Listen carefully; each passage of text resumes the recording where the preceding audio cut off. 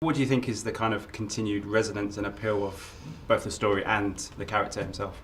I think the idea of a person who's transformed by the true spirit of Christmas is always strong in our culture, whether it's Scrooge or the Grinch or any other characters I can't quite remember at this moment, but the character out of It's a Wonderful Life. I think it's a metaphor for what it can do, but also in our version, hopefully, it's about realising that he's a bit of an outsider, he's an orphan, he's someone who's green perhaps with envy because he doesn't belong, he doesn't feel part of it, and that's where the hate and the bitterness and the grouchy grinchiness comes from. And it's very funny, and it's always a vicarious thrill, I think, having played a few cantankerous, socially awkward characters in my time, to be rude. So, watching the Grinch being mean it makes me laugh.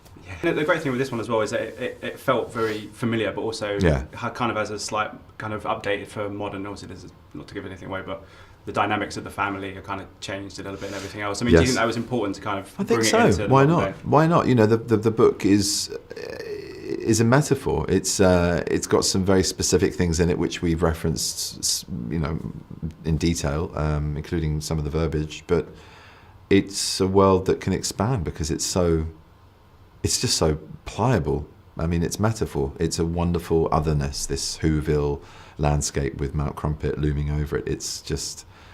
So I think it's got a lot of room for other things and other elements that are to do with now to creep in.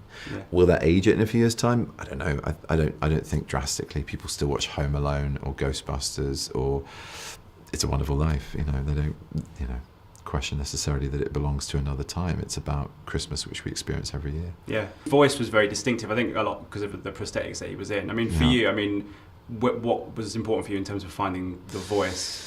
American to start off with. They wanted English, and they did. And I said, no, I think he's got to be American. And then it was a balance between having a real relish and enjoyment of it and not actually sounding like he was in a bad mood all the time. Like just getting a kick out of being mean.